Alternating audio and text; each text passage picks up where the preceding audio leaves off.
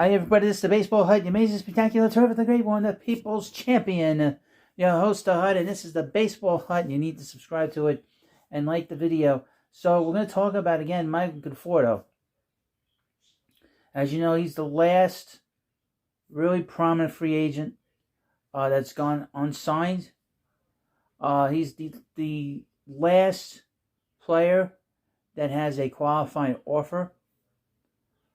I don't see Michael signing before July 17th, which is the day of the amateur draft, which will be held the day of the last game of the last day of the first half of the baseball season.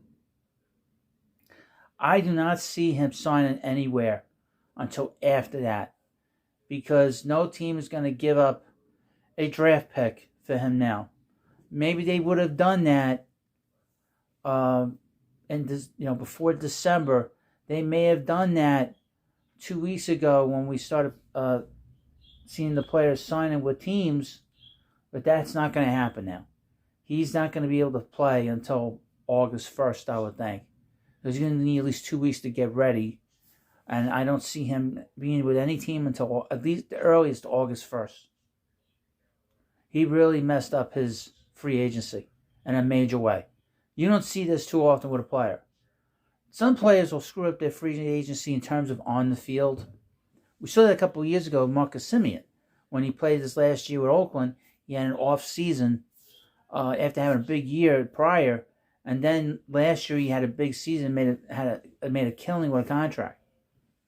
But with Michael, the Mets had offered him a 5-year deal of $100 million and a 6-year deal of $120 million. He turned it down last spring training. And he had a completely, totally miserable season offensively. Anybody that saw him from day one realizes how bad he was last year. He was good defensively, but he's not paid for his defense. He's paid for his offense. And he was so bad that he just completely, totally wrecked his free agency. And just in terms of just a big contract. And the thing is that he now is a free agent with no team. And he's been a quality player, been an everyday player. Now, I'm not the biggest fan of his, but he should have been on a team. I blame his agent, and I blame him, quite frankly, because he and his agent overvalued his play. Because we saw it over the last few years, how inconsistent he was, how up and down, and mostly down. Very much so when the game was on the line. We saw how lousy he was with men in scoring position. And they overvalued him.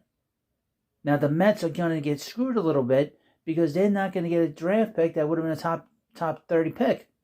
They're going to get a pick between the second round and the third round. Because they have to get some kind of compensation for him from someplace. Now he's going to sign with some team, and he'll start playing in August. Hey, oh well, good luck to him. But that's on him, and that's about it. Now we will when we get close to the season, which is next week.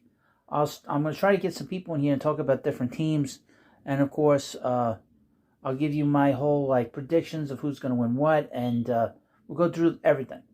So we're going to have a big live stream the night before the first game, and we'll have a big live stream in the morning. Before before opening day on Thursday, April 7th. So we're gonna have a big show. We're gonna have, a lot of big shows coming up. We'll have the regular Sunday show coming up next week, and you need to come and subscribe. And you can all laugh at me on camera. So I was laughing at myself looking at it. And anyway, let me know what you think about this video. Please subscribe to the Baseball Hut. Thank you, and I'll see you later.